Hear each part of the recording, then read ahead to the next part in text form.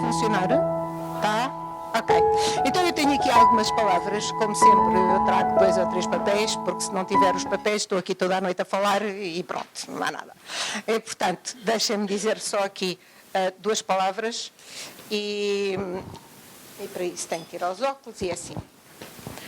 Boas-vindas e é assim. A APDSI, já conhecem, no entanto, a Associação para a Promoção e Desenvolvimento da Sociedade de Informação, tem o prazer de realizar uma vez mais este jantar dedicado à temática do RGPD, sempre organizado pelo seu grupo de missão que se dedica a este tema e suas circunstâncias.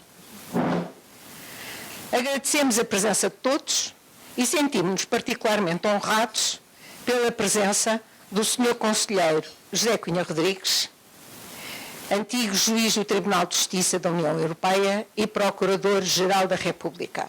Eu tenho um prazer enorme em estar com o Sr. Conselheiro José Cunha Rodrigues, porque tenho lembranças, memórias, ainda do fim da década de 80, magníficas, quando algumas situações nos puseram em conjunto. E foram recordações sempre que eu mantenho sempre comigo. Muito obrigada por ter conseguido vir.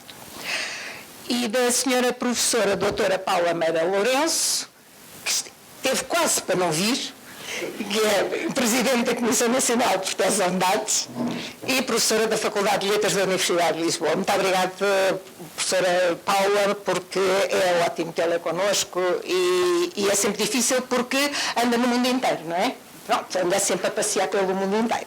Pronto. E agora conseguimos apanhá-la. Ambos aceitaram muito gentilmente o nosso convite, dando-nos assim a oportunidade de ouvir as suas perspectivas sobre a proteção de dados pessoais, o dilema da inteligência artificial na administração da justiça. E acrescento o Dr. Alexandre Sousa Pinheiro, que também aceitou ser o moderador da sessão de debate que nós vamos ter depois do jantar. Muito obrigada, Alexandre. Todos nós sabemos com mais ou menos profundidade como a IA já nos está a afetar no dia-a-dia. É na educação, nas aprendizagens, na saúde, exames, diagnósticos, tratamentos, serviços financeiros, banca e seguros, distribuição, apoio social, todos estes domínios mais visíveis das nossas vidas. E há muitos outros que não estão tão visíveis, como as várias indústrias e o impacto da IA nas indústrias, na investigação, consultoria, advocacia, e estes não são de uma visibilidade tão expressiva para a sociedade civil. Assim, a pergunta-chave de hoje é a seguinte: e na justiça? A utilização da IA irá alterar a privacidade dos nossos dados pessoais? Uma pergunta muito simples, uma pergunta-chave muito simples, que nos vai trazer, pelo menos, o entendimento de pessoas conhecedoras destas matérias, mas a seguir temos o nosso jantar e ninguém nos vai estragar o jantar. Relembro que a APDSI nasceu em 2001, eu digo sempre, por impulso do então Ministro Mariano Gago, a colaboração do Raul Junqueiro, que era o homem das comunicações, e com o foco de promover e contribuir para o desenvolvimento de uma sociedade de informação, e que a preocupação era esta: inclusiva, participativa e segura. Continuamos a dar voz à nossa missão. Esse é o nosso ponto fulcral da nossa existência, onde nos mantemos como uma plataforma de intervenção independente e promotora de debates agregadores para o desenvolvimento da sociedade de informação. Com todos os nossos associados, instituições públicas parceiras, redes especialistas, redes de amigos que estão connosco e que se dedicam connosco a fazer com que a APDSI se mantenha sempre viva ao longo de todos estes anos. Aqui estamos, e entre várias consultas públicas a que vamos respondendo, faço notar que a última a que respondemos há 2 semanas foi sobre o Plano Plurianual de Atividades da CNPD 2027-2029. Espero que seja útil, estamos disponíveis para as questões que a CNPD nos queira colocar. Senhora Professora, conte connosco. Tem muitas respostas, com certeza. Bom, vou terminar. Agradeço a todos vós a disponibilidade e o entusiasmo para aprendermos e debatermos temas tão relevantes da nossa sociedade. Não posso terminar sem agradecer ao Luís Neto Galvão, que fica perfeitamente enérgico quando aparecem coisas destas para tratar, não nos dá descanso nenhum, ao Orlando Colasso, que é mais calmo, e à Cristina Máximo, que arregaça as mangas e faz as coisas acontecerem, a gente está por isso. E o empenho, a todos eles, o empenho na preparação deste jantar. Agradeço, por fim, a todos os colaboradores a sua inestimável ação na realização deste momento. Sem a Cláudia, sem o Luís, sem o Filipe, nós não conseguíamos trabalhar. Portanto, a todos vós, muito obrigado, e a todos nós, eu desejo uma boa sessão. Boa tarde, obrigada a todos por estarem presentes. É com muita alegria, muita admiração e muita amizade que eu faço a apresentação do Sr. Conselheiro José Narciso Cunha Rodrigues. É licenciado pela Faculdade de Direito da Universidade de Coimbra, não vou dizer a data, não importa. Ingressou na magistratura em 1964, foi nomeado juiz de Direito em 1970, foi ajudante Procurador-Geral da República e Procurador-Geral Adjunto até 1984, foi membro do Comitê de Direitos Humanos do Conselho da Europa, foi agente do Governo junto da Comissão e do Tribunal Europeu dos Direitos do Homem, foi membro das Comissões de Revisão do Código Penal e do Código de Processo Penal, foi Procurador-Geral da República num período muito conturbado, de 84 a 2000, membro do Organismo contra Fraudes da União Europeia, juiz do Tribunal de Justiça da União Europeia entre 2000 e 2012 e presidente da Instância de Controle Financeiro dos Clubes da UEFA de 2012 a 2021. Isto seria escusado, não é? Porque é uma figura pública, é um homem de cultura, é um homem com um humor very British, isto se pensarmos que o humor britânico é o mais excelente do planeta em que vivemos, é um ótimo conversador e hoje temos de facto o privilégio de ouvir sobre a difícil missão de administrar a justiça, casando isso com a inteligência artificial, que eu não diria que chegou agora, não é? Mas cuja utilização se está a massificar.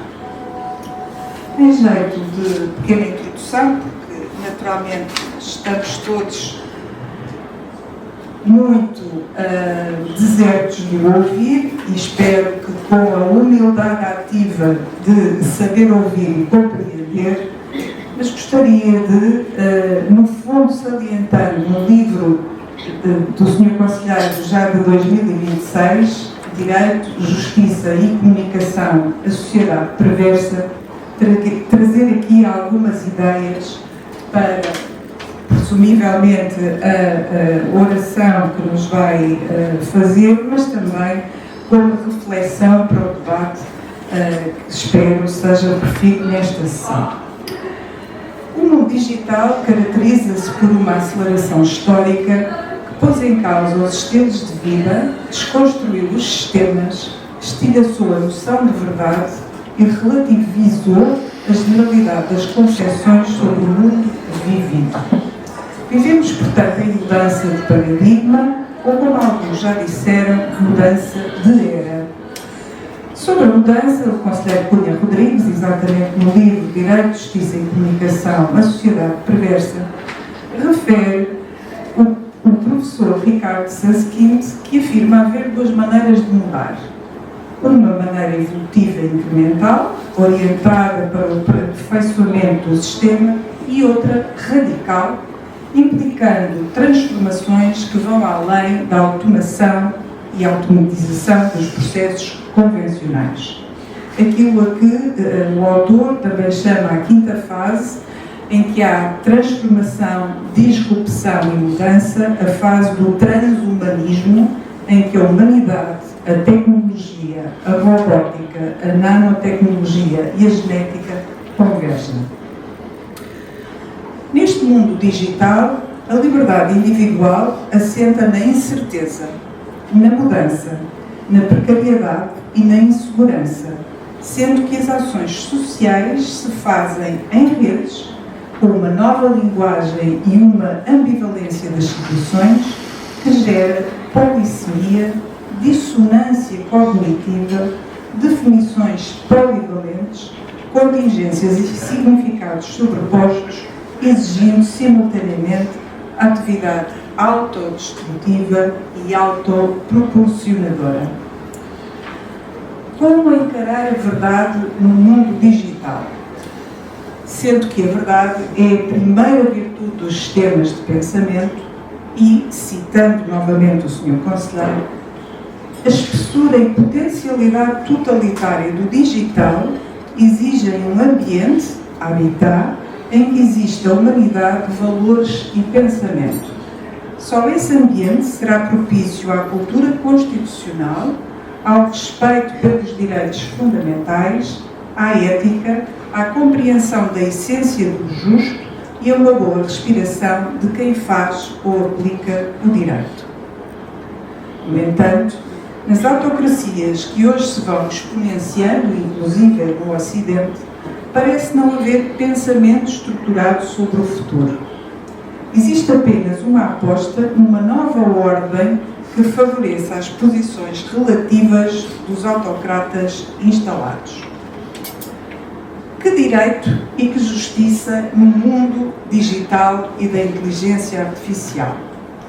E aqui, mais uma vez citando o Sr. Conselheiro, é crucial termos presente que da inteligência artificial podemos aspirar exatidão, celeridade e eficácia, mas não a verdade.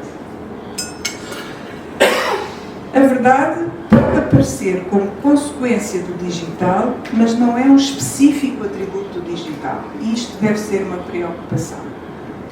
De qualquer maneira, o autor concede aqui um amplo espaço e uma enorme relevância à inteligência artificial na administração da justiça, nomeadamente como plataforma de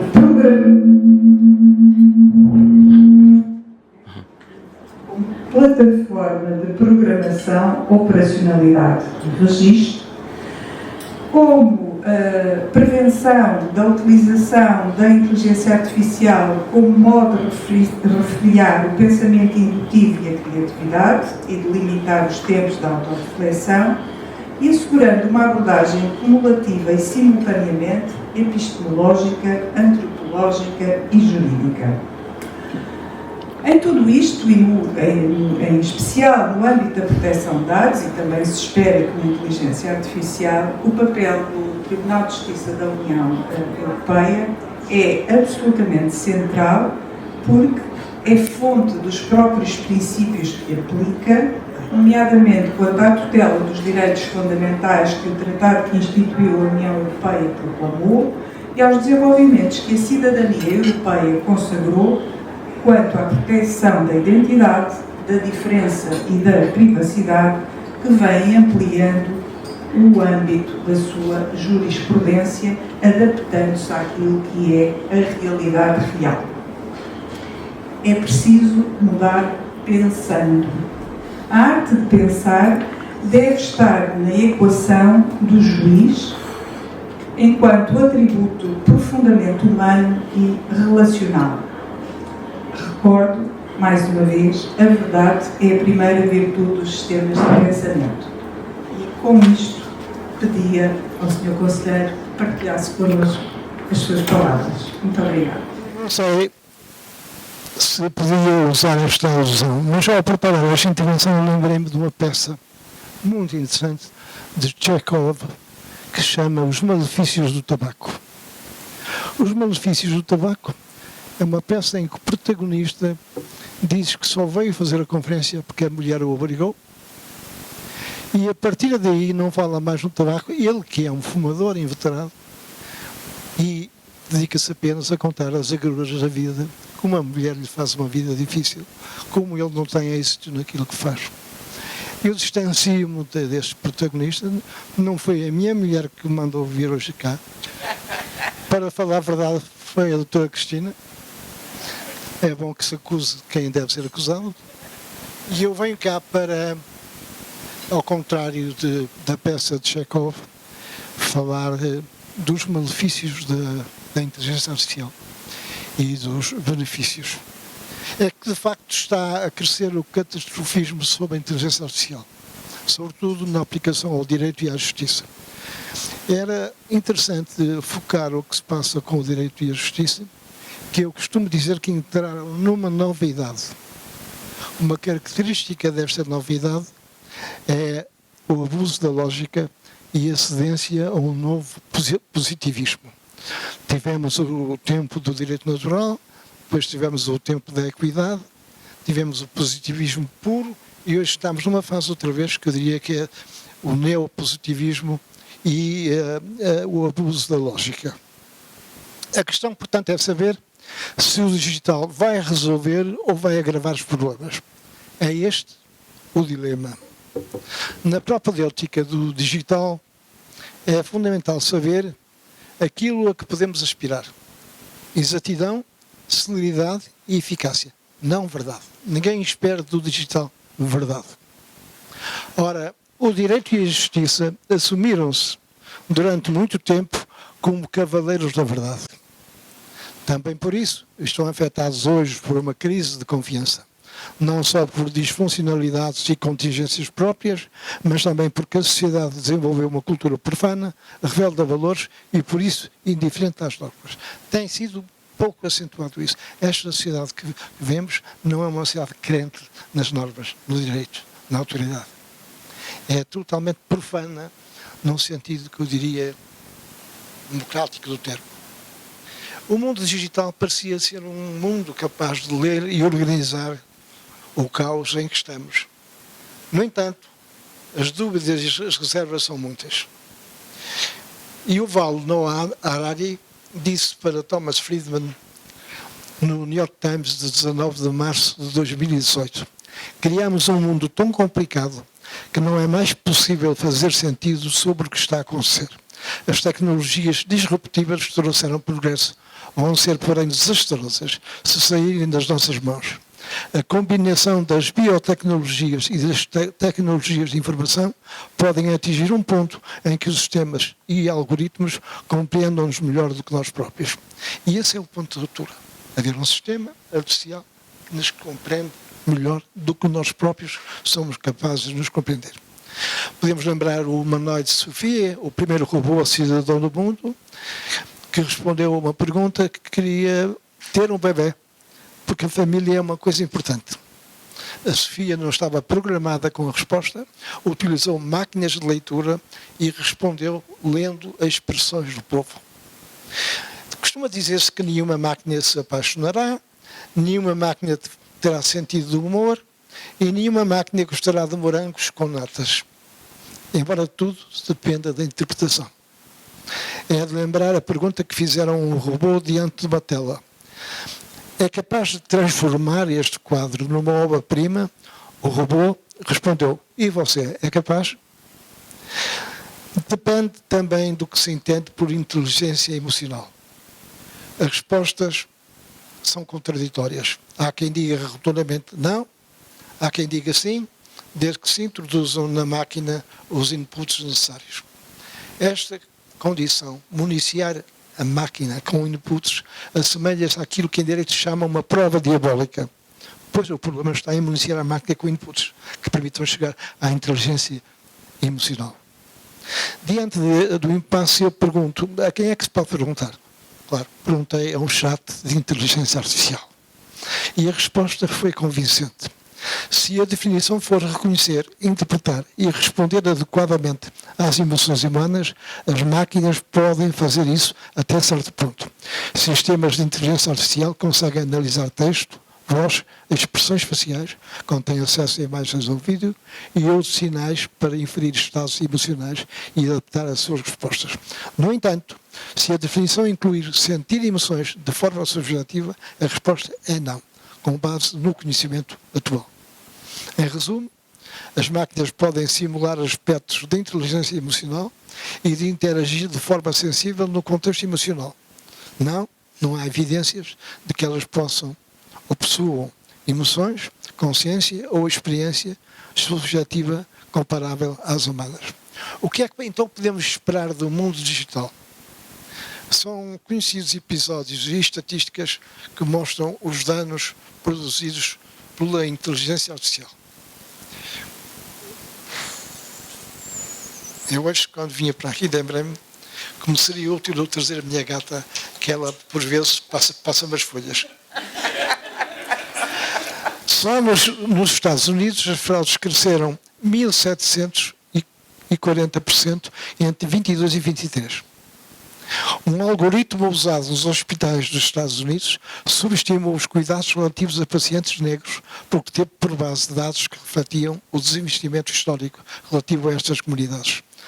Um recente caso no sul da Califórnia envolveu uma mulher que acreditou estar numa relação amorosa com o ator Steve Burton e enviou $430 mil depois de vender a própria casa. Em 2024, imagens sexuais explícitas de Taylor Swift circularam por 45 milhões de pessoas. O Banco Mundial adverte que a inteligência artificial cria propaganda de escala, desestabilizando as democracias e difundindo meias-verdades, rumores maliciosos e imagens falsas. Um tópico que merecia espaço de reflexão e que podemos tratar no debate que seguirá ao jantar é o da jurisprudência dos tribunais. Nós estamos neste momento numa fase crítica em relação às fraudes bancárias. E os tribunais tiveram uma resposta interessante. Os tribunais são extremamente generosos para com os lesados. Se não houver uma negligência grosseira, os tribunais obrigam o banco a indemnizar. Fundado na ideia de que se os bancos ganham milhões com os seus serviços online, também deve dispensar milhões com a segurança e com a efetividade dos sistemas de proteção. O editorial do Jornal Público de hoje diz que fala numa carta escrita por uma alemã, presidente do Conselho de Supervisão do BCE, e enviada aos presidentes executivos das 100 principais instituições bancárias, e levanta 3 questões essenciais. O facto de as inteligências artificiais generativas serem cada vez mais rápidas e eficazes a detectar fragilidades e lançar ciberataques, risco imediato, a concentração de fornecedores de inteligência artificial fora da União Europeia e a dependência da Europa face aos países que dominam esta tecnologia, risco estrutural, e a computação quântica que pode deixar a criptografia atual obsoleta. Para dar uma ideia da jurisprudência dos tribunais nesta matéria das fraudes bancárias, eu conto um caso curioso que me passou pelas mãos. Um senhor, engenheiro informático, foi contactado pelo telefone da Caixa Geral de Depósitos por uma senhora que falava em nome da Caixa Geral de Depósitos, que entablou conversa com ele, conseguiu saber o que é que ele fazia. Ele tinha sido engenheiro informático. Ele disse: então estamos no mesmo campo, e fez perguntas. O senhor engenheiro não podia mudar isto, não podia. Ele mudou, deu todos os elementos, todos os códigos. Todos os códigos. Eu fui consultado sobre isto. Não sou propriamente advogado, mas traçava-se um amigo meu, pôs uma ação, ganhou a ação. E a Caixa teve que pagar. Teve que devolver o dinheiro que ele tinha perdido, que eram bastantes milhares de euros. Ora, a inteligência artificial tem uma característica: tropeça quando menos esperamos. Eu próprio quis testar o sistema utilizando um chat de inteligência artificial para saber o que pensava sobre um senhor juiz, meu grande amigo, o juiz do Supremo Tribunal de Justiça. E o chat respondeu tudo certo, que ele tinha feito isto e aquilo, entrou na magistratura com esta idade, chegou ao Supremo com esta idade, e no fim disse assim: no ano de 2006 foi nomeado cardeal. Ora, o senhor não foi nem bispo, nem padre, mas está com uma inteligência artificial, de repente a gente tropeça nisso, não é? Neste tempo de luz e sombras, a primeira encíclica de Leão XIV serve como um aviso para os perigos da inteligência artificial, principalmente nas mãos dos poderosos. O Papa apela ao desarmamento da inteligência artificial para impedir que esta domine a humanidade. As inovações tecnológicas não são neutras e adverte que pode aumentar a participação e a justiça e paralelamente aumentar as desigualdades e controlo e a exclusão. Um dos grandes problemas, diz Leão XIV, é o facto da inteligência artificial se concentrar nas mãos de poucos. O que tem de singular a visão do Papa é o seu realismo. Não ignora os benefícios nem oculta os perigos. O regulamento da União Europeia de 2024, 1689, tem feito idênticas advertências. Aquele regulamento, ao contrário do que se tem dito muitas vezes, não é um manual. É mais um código de direitos, de deveres e de definição de riscos. Defende uma tecnologia centrada no ser humano. Reitera o direito à proteção de dados pessoais. Um dos aspectos mais sensíveis é o de proteção de dados biométricos. O conceito de identificação biométrica é definido como o reconhecimento automatizado de características humanas, físicas, fisiológicas e comportamentais, tais como o rosto, o movimento dos olhos, a forma do corpo, a voz, a pronúncia, a marcha, a postura, a frequência cardíaca, a pressão arterial, o odor e as características de digitação. A utilização destas referências no que respeita à administração da justiça é admitida, nomeadamente quando se trata de investigação de crimes puníveis com pena igual ou superior a 4 anos. O regulamento fala também no sistema de emoções e refere as definições como intenções como a felicidade, a tristeza, a raiva, a surpresa, a repugnância, o embaraço, o entusiasmo, a vergonha, o desprezo, a satisfação, o divertimento. As emoções são uma matéria que não tem sido dada a importância devida, mas são um fator determinante na apreciação das provas. Diria que estão no centro das aptidões do juiz, tão determinantes que mesmo os julgadores mais dotados e experientes podem falhar. Vou recordar um facto que ocorreu numa importante comarca do país, com um presidente do coletivo, um distintíssimo magistrado, foi depois juiz do Supremo Tribunal de Justiça. Era um julgamento de um acidente de viação. E uma testemunha foi tão eloquente e minuciosa na descrição dos factos que o juiz temeu que estivesse perante uma testemunha profissional. Os magistrados, geralmente, e os advogados, conhecem bem o estilo das testemunhas profissionais, sabem tudo, todos os pormenores. Portanto, interrogam o juízo sobre se querem saber mais alguma coisa, porque eles têm resposta para as coisas que os juízes são supostos perguntar. Passado 2, o juiz disse: o senhor não volta cá. Não volta cá a depor, porque eu não acredito no senhor. Passado 2 meses, há outro julgamento por acidente de viação. Estava lá a testemunhar. O juiz não se conteve, nem o ouviu. Mandou-o sair da sala de audiência e disse: vá para fora antes que o prenda. Bom, todavia, no sábado seguinte, o juiz passeava de uma cidade próxima quando, num cruzamento, viu 2 automóveis enfeixarem-se com estrondo. Ainda não refeito, sentiu uma mão nas costas e, quando se virou, deparou com a testemunha, presumidamente fácil, a dizer: cá estou eu outra vez, Sr. Juiz. E, portanto, a probabilidade formada em emoções é da natureza do julgamento e da atitude do juiz. E a inteligência artificial, no estado em que nos encontramos, não é capaz de ver isso. A inteligência artificial emocional é uma forma de interagir com o mundo que tem muito em conta os sentimentos e engloba elementos como o controle dos impulsos, a autoconsciência, a motivação, o entusiasmo, a perseverança, a empatia ou a agilidade mental. Olha, isso era trabalho para a minha gata. A probabilidade como modo da aproximação à verdade pela inteligência emocional que pode falhar e que a inteligência artificial não ajuda porque o seu mecanismo é dedutivo.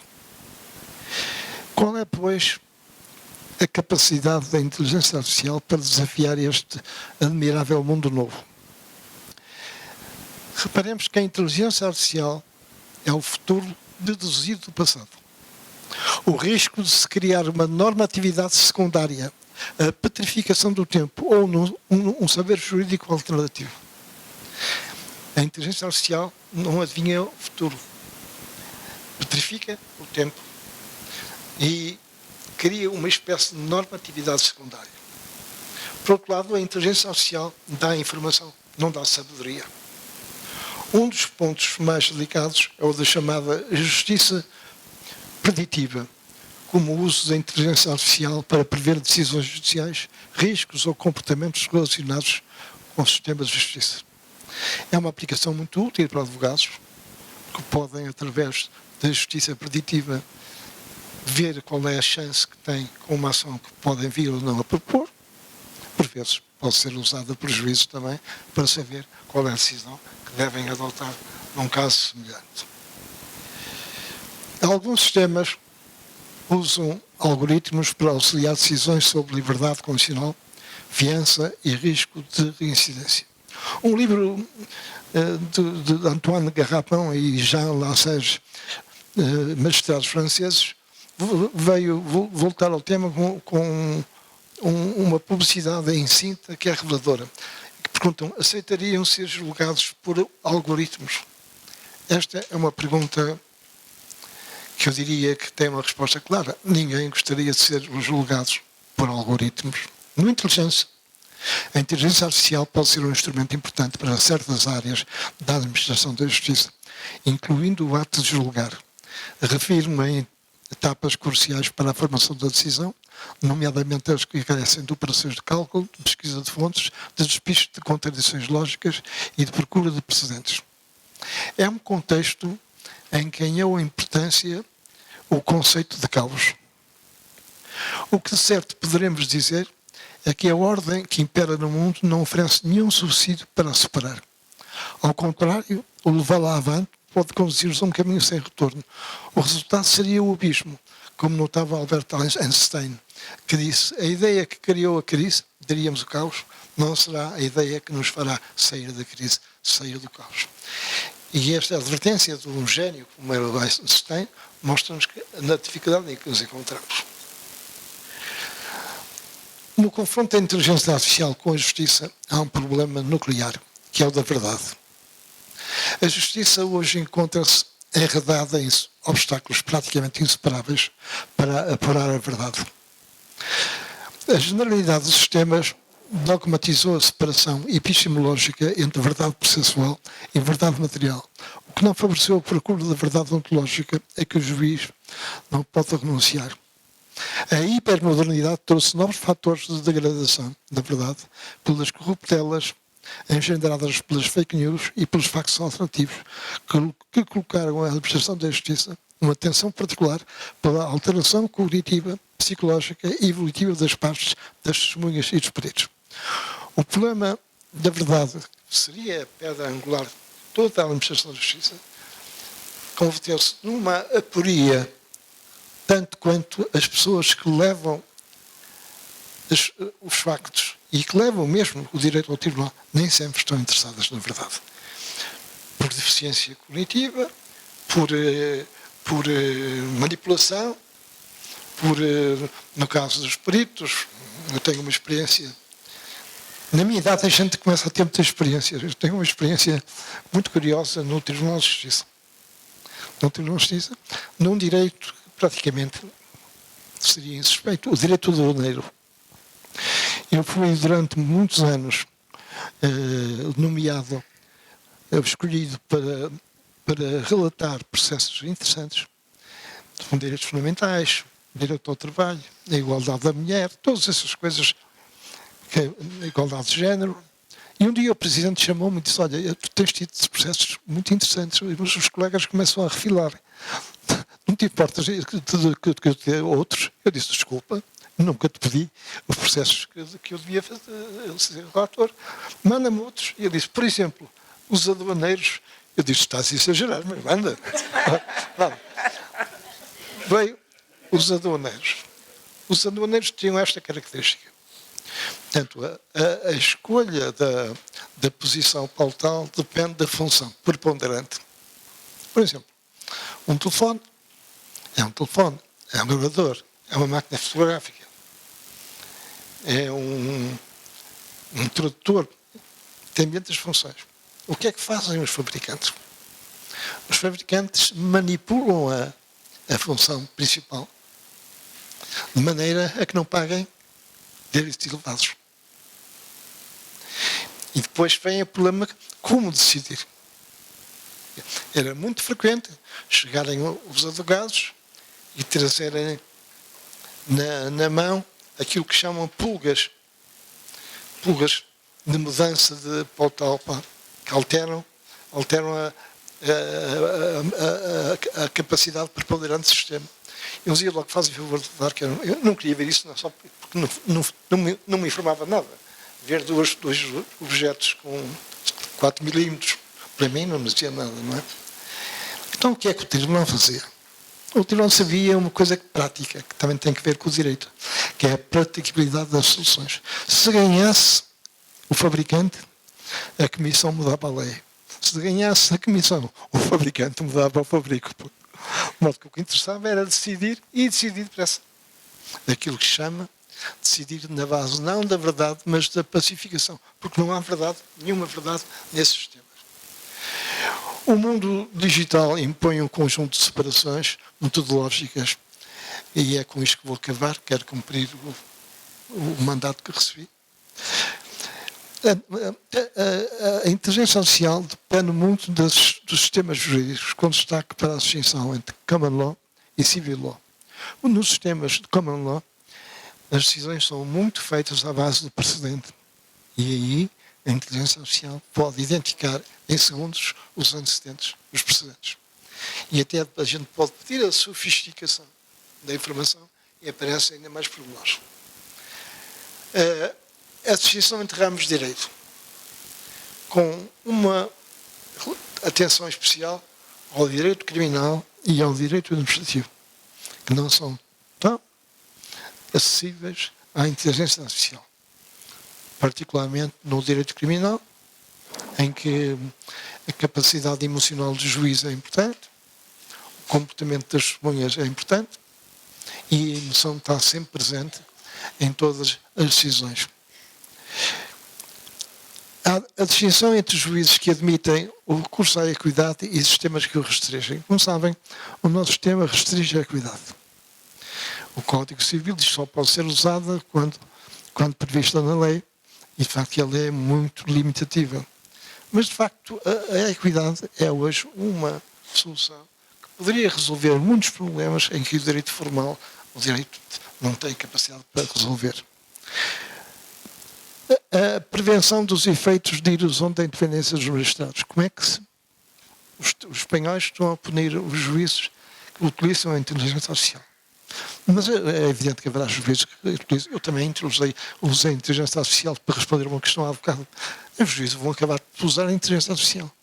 E o risco está lá. Punir os juízes por isso é ainda, portanto, o sinal de que estamos na pré-história da inteligência artificial. A restauração da confiança na justiça. E eu penso que a inteligência artificial podia dar uma ajuda.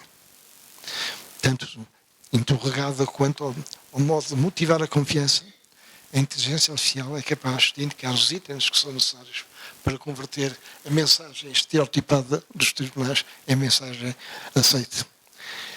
E uma abordagem dos temas, ao mesmo tempo, epistemológica, antropológica e jurídica. A antropologia hoje faz parte de tudo. Portanto, hoje, quando se fala de inteligência artificial, tem que se falar de forma tecnocrática, epistemológica, antropológica e jurídica. Todos esses campos. E, portanto, aqui estamos num domínio em que é necessário prever os falsos ou os excessivos especialistas.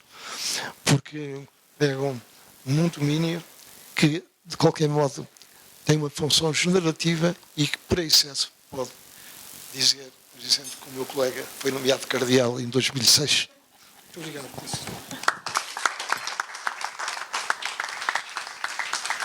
Nossa próxima oradora dispensa apresentações, é a Presidente da Comissão Nacional de Proteção de Dados, mas ainda assim não resisto a dar aqui um pouco mais de informação. Tomou posse em 11 de maio de 23, é doutora em Direito pela Faculdade de Direito da Universidade de Lisboa desde 2018, com especialização em Ciências Jurídico-Civilistas, com a dissertação intitulada As Garantias do Processo Executivo na Execução Patrimonial e mestre em Direito pela mesma instituição, com a dissertação A Função Punitiva da Responsabilidade Civil. É professora auxiliar de Ciências Jurídicas na mesma Faculdade de Direito desde 2018, onde leciona desde 1996. Foi entre abril de 2009 e abril de 2012 Presidente da Comissão para a Eficácia das Execuções e vogal do Conselho de Administração da Autoridade Nacional das Comunicações de fevereiro de 2018 a maio de 2023.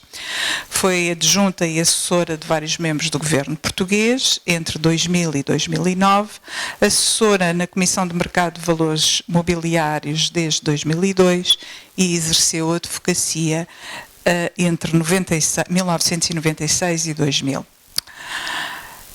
É membro, entre outras, das seguintes organizações científicas: o Conselho Científico da União Internacional de Justice, do Centro de Investigação de Direito Privado da Faculdade de Direito da Universidade de Lisboa e, mais recentemente, a nível europeu, no âmbito da Cimeira também ibero-americana e dos países que falam língua oficial portuguesa, tem estado a dinamizar fóruns de debate em torno das questões de proteção de dados. A professora Helena Monteiro há pouco referia-se às suas viagens, são viagens de trabalho.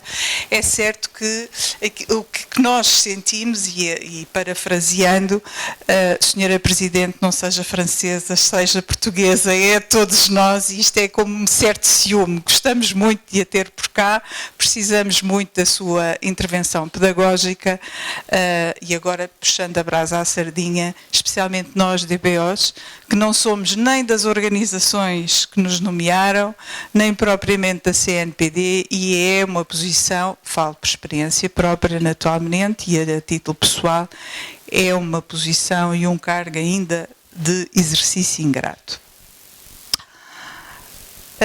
Depois, outras qualidades da senhora professora: é fluente em várias línguas, além da portuguesa, naturalmente, mas eu destaco inglês, francês, alemão, italiano e espanhol. É oradora regular em vários fóruns, onde já, inclusivamente fora de Portugal, tivemos a oportunidade de nos encontrar, no âmbito do Privacy Symposium, em Veneza, exatamente. É autora de vários livros e artigos. Esta minha nota é de 2025, poderá estar desatualizada, mais de 40 títulos. Como mote para a sua intervenção, eu atrevo-me aqui a partilhar também algumas reflexões tiradas das leituras que tenho feito e, nomeadamente, também do livro do Sr. Conselheiro Direito, Justiça e Comunicação, a Sociedade Perversa, em que, no fundo, diria que estamos a passar de sujeitos para nós humanos, estamos a passar de sujeitos para o objeto de conhecimento, conhecimento esse detido por centros de poder sem rosto humano e sem fronteiras nacionais. Os desafios da inteligência artificial e dos algoritmos residem na exasperação ou uma utilização massiva de dados e na exiguidade de controle, apesar do RGPD e apesar dos direitos que o Regulamento da Inteligência Artificial Europeu consagram. E, passando rapidamente para aqui uma afirmação da autora que escreveu A Era do Capitalismo de Vigilância, de 2019, os dados vêm de nós, mas não são para nós. Quanto mais nos rastreiam e nos envolvem, mais os dados que coletam podem segmentar, manipular e prever o comportamento futuro de mercados lucrativos. Os algoritmos são projetados para amplificar ao mais extremo o conteúdo irritado, tóxico, atraindo as pessoas para maximizar a extração de dados. Estas operações prejudicam a autonomia e criam enormes assimetrias sociais de conhecimento e de poder. E isto representa uma dimensão totalmente nova da desigualdade. O que me leva a contextualizar uma frase que gosto particularmente e que creio até já ter utilizado e partilhado convosco noutros jantares de debate, a ideia de privacidade de Peter Handke, vivo daquilo que os outros não sabem de mim, parece assumir um novo significado na economia global em que a desigualdade de rendimento e riqueza e a perda de confiança num futuro melhor tem vindo a distanciar os cidadãos dos decisores políticos nas sociedades democráticas. Passo-lhe a palavra. Muito obrigada.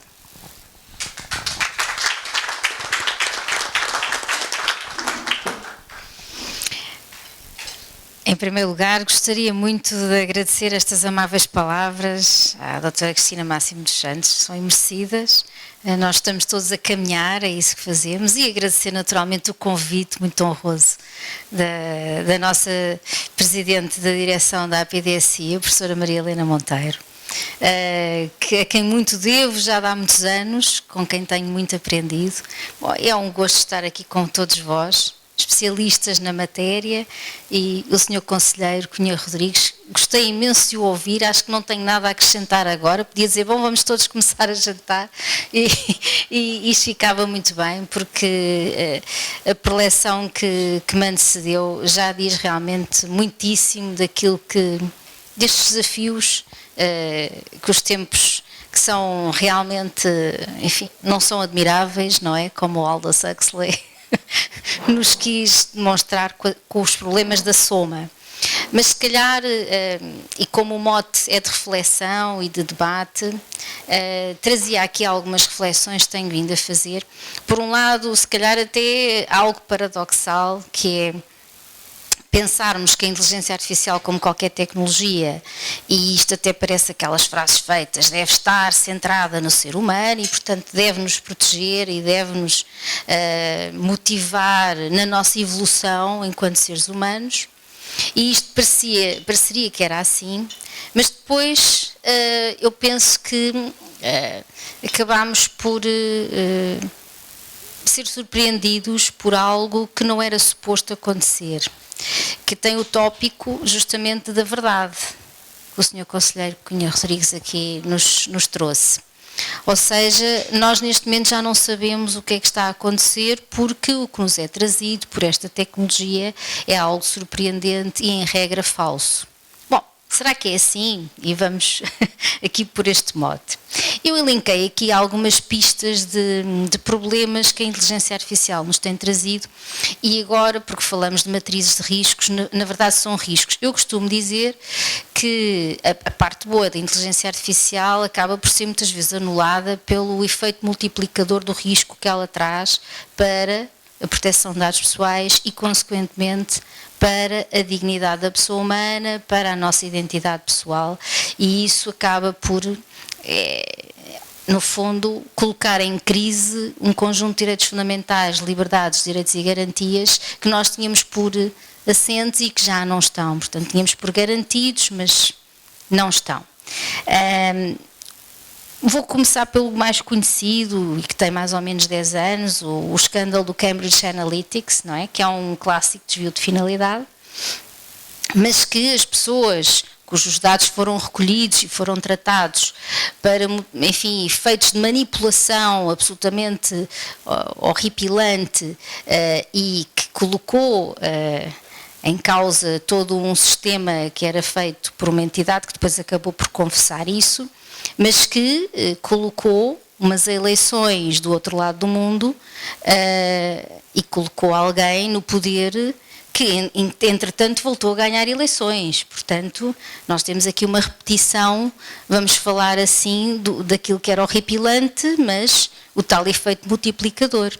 E que se há 10 anos conseguiram fazer isso de uma forma se calhar ainda não muito rápida, hoje em dia com este galopar das tecnologias de inteligência artificial com os seus desenvolvimentos, bom, qualquer dia temos a possibilidade de eleger alguém que nem sequer é uma pessoa e é um robô. Aliás, nos Estados Unidos já colocaram esse problema de saber se alguém que foi eleito poderia ter, e afirmou mesmo quando se candidatou, que não iria decidir nada, que seria uma inteligência artificial a decidir porque era muito melhor. Portanto, temos aqui também um quadro de substituição da nossa identidade humana e daquilo que eu creio que temos de melhor, que é enquanto seres humanos, por uma máquina. Depois, penso que até o Sr. Conselheiro acabou por referir há pouco, o sistema que ficou conhecido pelo sistema Compass também foi descontinuado, também ligado à máquina judiciária, que naturalmente com a privação da liberdade nos Estados Unidos temos um problema que é toda a gente quer sair em liberdade condicional, porque de facto as penas de prisão perpétua ou multiplicado, condenada a pessoa a 150 anos de prisão, é natural que a liberdade condicional seja muito requerida, mas esse sistema fazia uma análise dos dados disponíveis, fazia um perfil e, curiosamente, ou não surpreendentemente, só dava parecer positivo e favorável a pessoas de raça caucasiana. E, portanto, todas as outras pessoas eram discriminadas e o sistema foi descontinuado. Sistemas de videovigilância, através de registro biométrico, que foi proibido pelo Regulamento de Inteligência Artificial, a exploração de emoções dos estudantes nas escolas, exames anulados, por exemplo, se o sistema de inteligência artificial detectava determinadas características como o batimento cardíaco muito acelerado ou uma transpiração. Bem, de resto, em 2021-22, a CNPD determinou a proibição de um sistema destes porque isto iria começar a ser, enfim, vulgar. Portanto, aproveitou-se a pandemia provavelmente para tentar enquadrar um conjunto de situações completamente inaceitáveis. Mas há mais. Nós neste momento sabemos que há um mundo de alucinações não intencionais que são provocadas nos sistemas de inteligência artificial, que são os chamados deepfakes, mas depois a estes são associados os riscos reputacionais quando já são intencionais, não é? Portanto, quando já se quer criar informação falsa ou difamatória, por exemplo, enfim, infelizmente, hoje está absolutamente em voga a discriminação dupla que se faz, por exemplo, em razão do género e explorando a vulnerabilidade de crianças de sexo feminino, por exemplo, com o Grok e outros sistemas que se divertem a desnudar crianças online e que já entre si na escola já não têm um problema, enfim, só ontológico, também têm de facto um problema ao nível da sua projeção numa realidade que era suposto eles nem sequer ligarem. Ou seja, já não dá só problemas no seu ser ontológico, na sua existência, também está a ter problemas no seu avatar. Porque uma coisa se liga com a outra. E esse tipo de violência psicológica que está a acontecer, esse cyberbullying eletrónico das novas tecnologias, passa para o mundo real e do mundo real para as novas tecnologias e já não há capacidade de distinção.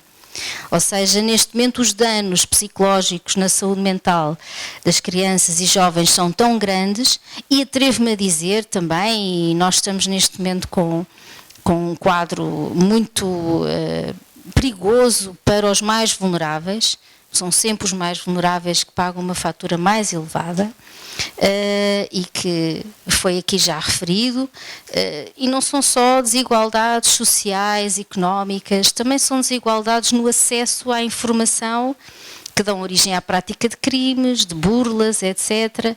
E os mais vulneráveis estão, de facto, não é só do ponto de vista etário, também estão em zonas mais remotas e que aceitam uma chamada de uma instituição de crédito como sendo boa, porque se calhar é uma máscara que lhes aparece.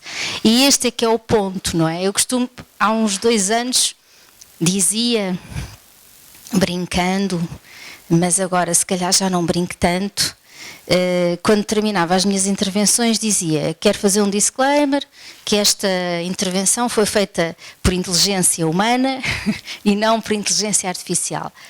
Mas outro dia ouvi alguém a fazer um discurso e a dizer exatamente o contrário.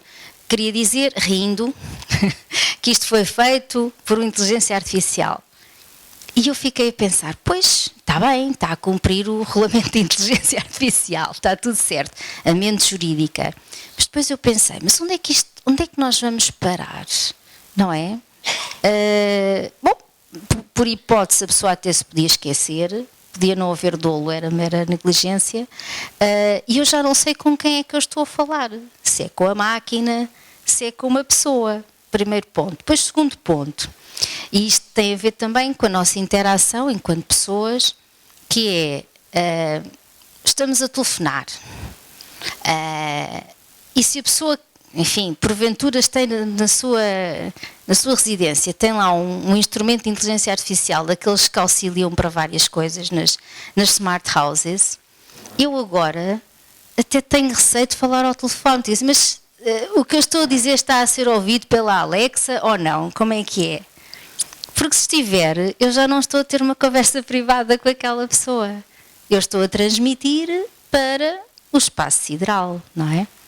E será que as pessoas que contrataram, não é, esse tipo de assistência têm noção que neste momento há um conjunto de dados pessoais que estão a passar para essa esfera e que, portanto, potenciaram um profiling, portanto, a quantidade de informação pessoal que está do lado de lá, que é a mesma coisa que nós, enfim, temos aquele melhor amigo ou aquela melhor amiga, ou o que seja, e que diz, não vai dizer a ninguém. Pronto, e depois um dia a pessoa descai-se e é uma vergonha.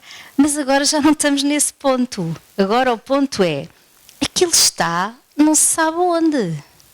Portanto, aqueles nossos princípios maravilhosos do artigo 5º do RGPD, não é? Podemos dizer estas coisas todas maravilhosas, mas a realidade já nos ultrapassou. Como, aliás, acontece muito, não é?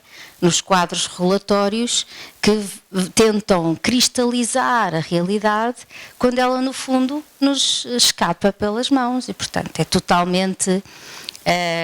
foi totalmente visionário, não é? Aldous Huxley ter pensado que nós íamos ficar pacíficos e contentes todos no mundo mecanizado, mas a verdade é que eu não sei se não estamos no outro extremo, em que há uma violência, já há uma banalização do mal através das tecnologias, que se nós ficarmos em silêncio, aliás, como a Hannah Arendt bem sinalizava nessa sua experiência como sobrevivente, mas também na visão do totalitarismo e da retirada da humanidade a cada um de nós e, consequentemente, a nós enquanto coletivo, que é a diferença entre a verdade e a ficção e os factos e aquilo que são mentiras, é de facto nessa confusão mental que nasce o totalitarismo e que nasce ditaduras e que nascem, consequentemente,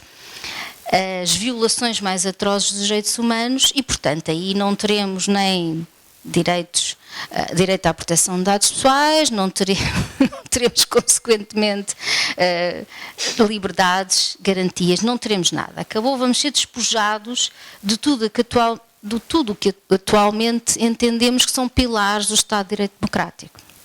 E esse é que é o verdadeiro ponto de reflexão, é se nós estamos a deixar a situação avançar de tal maneira que vimos até a Comissão Europeia e a União Europeia a tentar servir de exemplo para o outro lado do mundo, no sentido regulatório, não só pelo apressar do Regulamento de Inteligência Artificial, também o Regulamento dos Serviços Digitais, o Regulamento de Dados, do acesso aos dados, enfim, há uma prolixidade legislativa tão grande que se sente que se tenta agora tentar conter algo que se calhar há 10 anos se desprotegeu.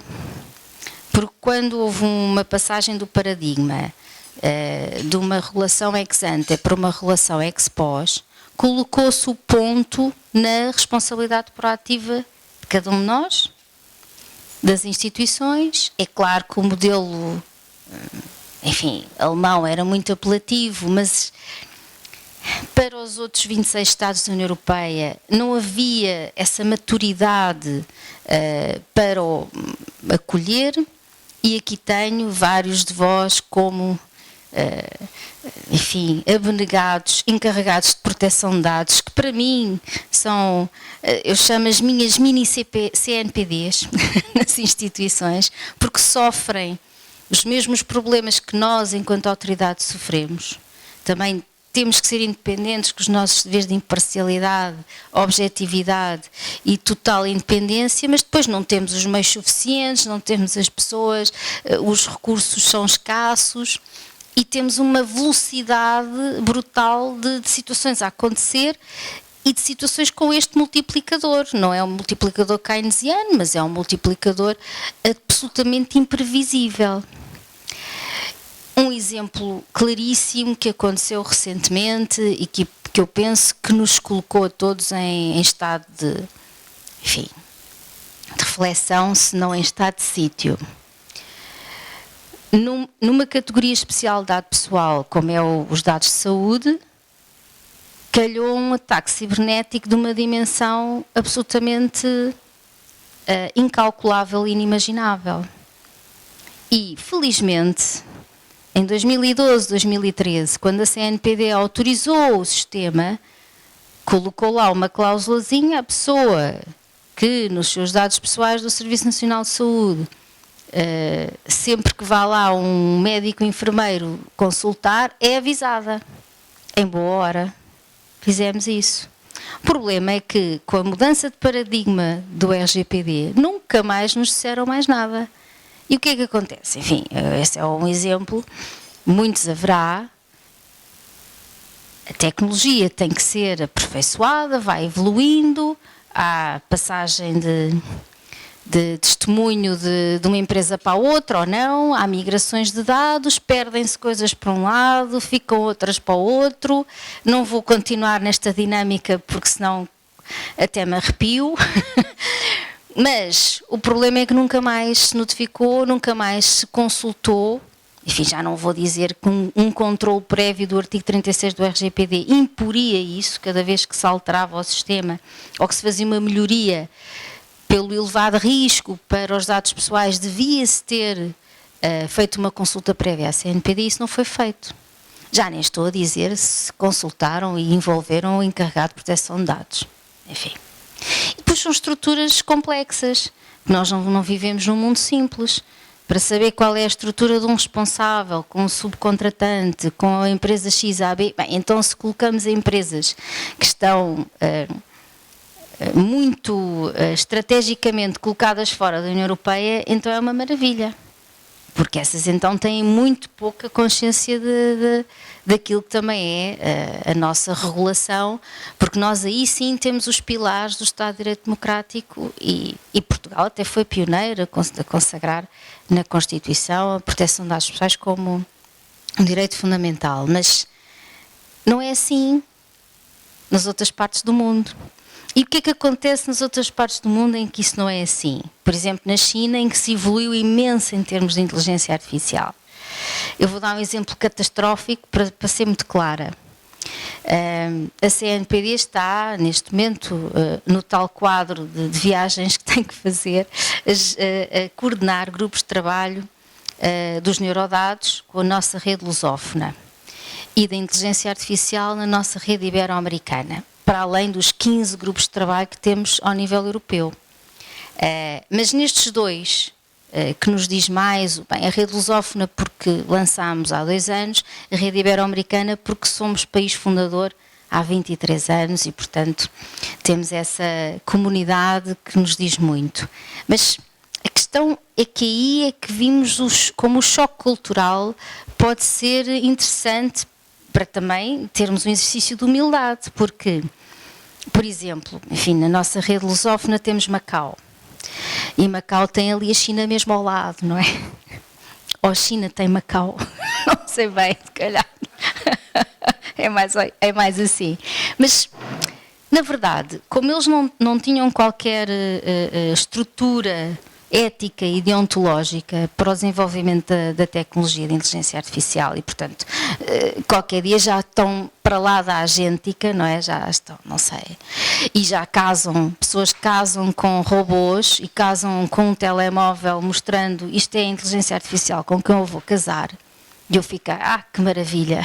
Portanto, agora alguém casou com uma tecnologia. Portanto, isto está para lá daquilo que seria imaginável. Como não há esses limites éticos e deontológicos, o que é que fazem neste momento ao nível dos neurodados?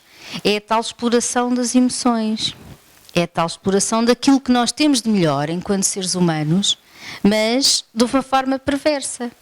Ou seja, como é que, retirando um conjunto de informações que nós, se calhar, o nosso Gil Vicente, não é? Com a alcoviteira, a Brígida Vaz, na Barca do Inferno, havia sempre assim uma pessoa que tentava levar as coisas ao seu caminho e nós brincávamos com isso. Mas isto, de facto, agora, no século XXI, está transformado na recolha de informação, não só para tentar manipular como o Cambridge Analytics, mas para...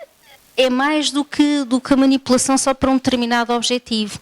Nós já estamos na fase de vamos fazer a lavagem ao cérebro às pessoas, designadamente às crianças e aos jovens.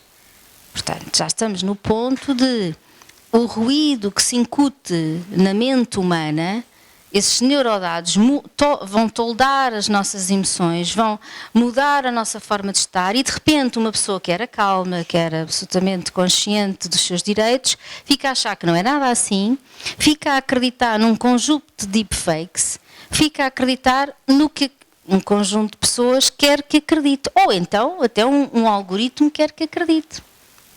Com um empolamento de ego muito grande, porque o algoritmo, curiosamente, só traz coisas que nós gostamos, é uma coisa fantástica.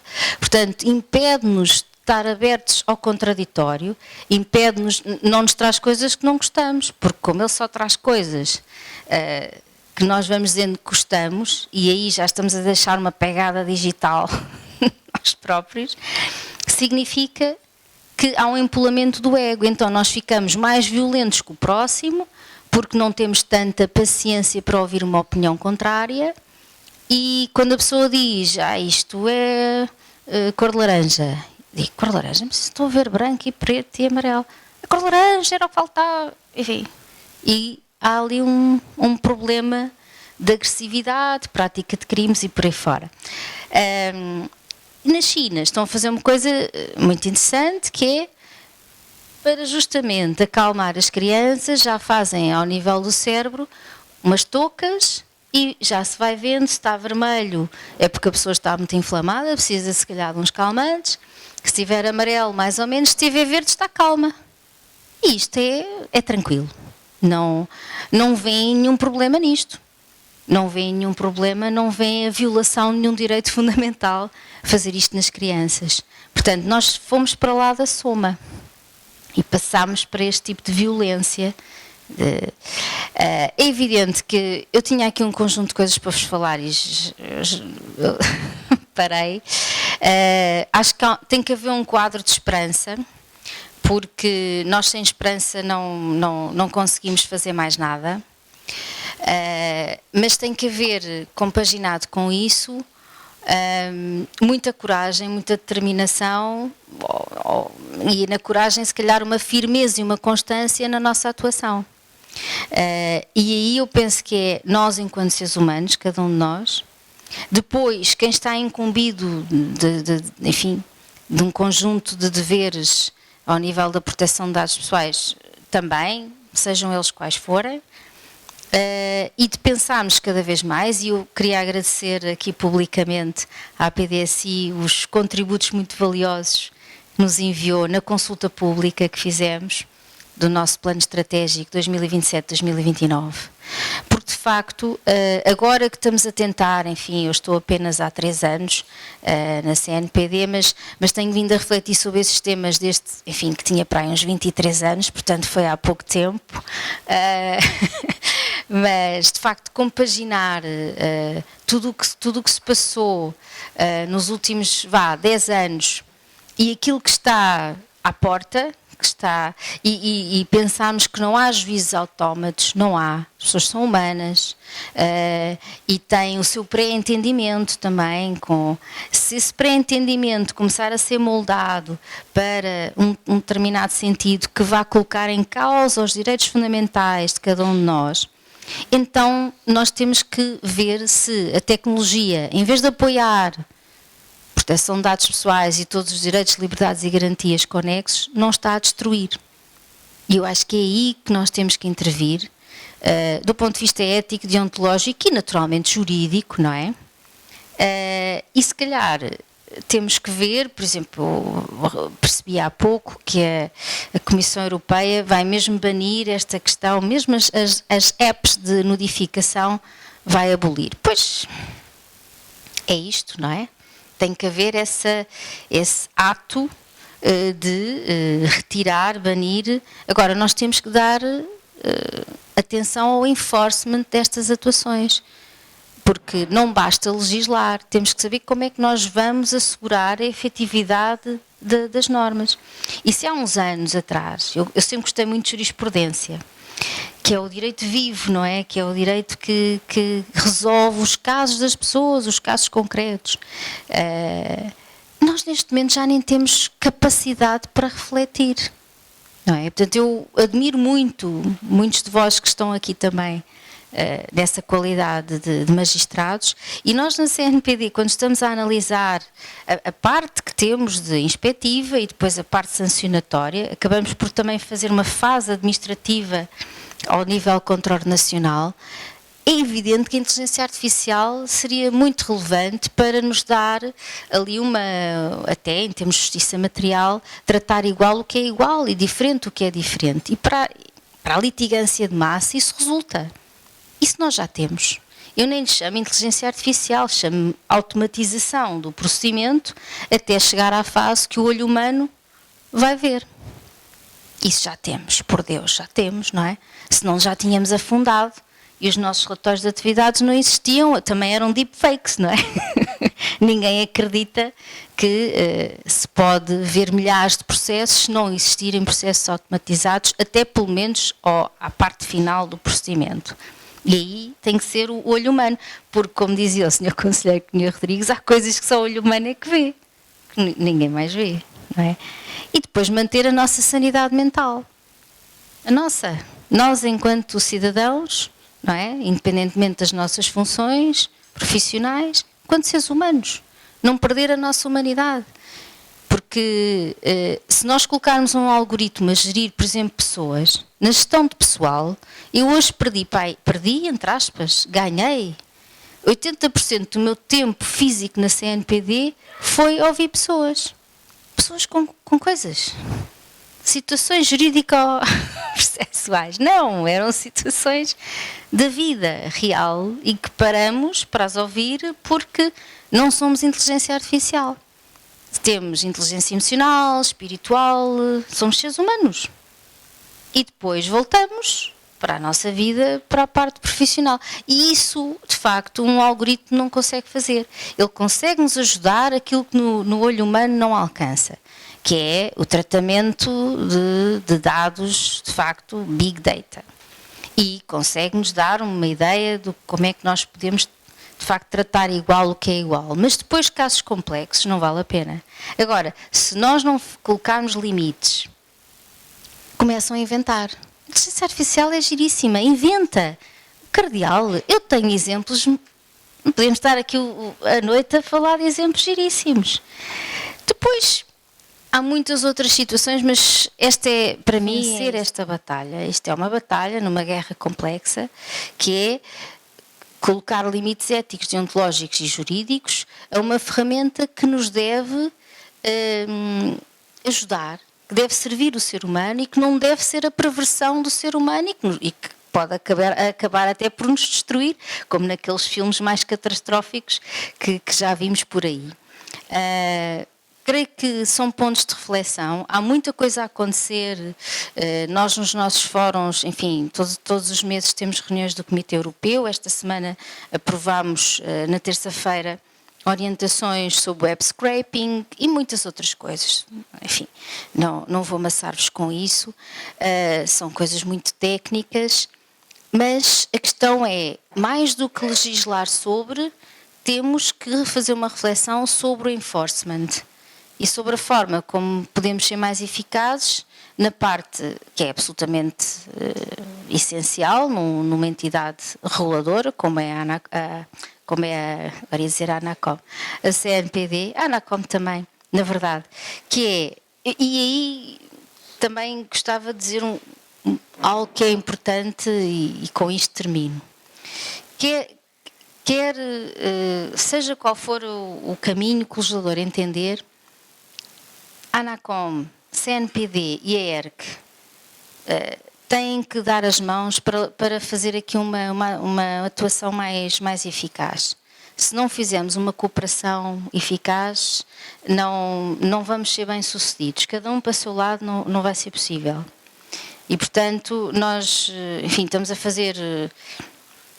envidar todos os esforços para que isso seja possível, até porque, como a Cristina referiu e bem, eu tive muito gosto e tive uma honra enorme em servir o país através da ANACOM 5 anos e agora estou aqui na CNPD, mas sabe-se lá onde é que eu estarei daqui a um outro no futuro, mas esteja onde estiver, a cooperação é fundamental.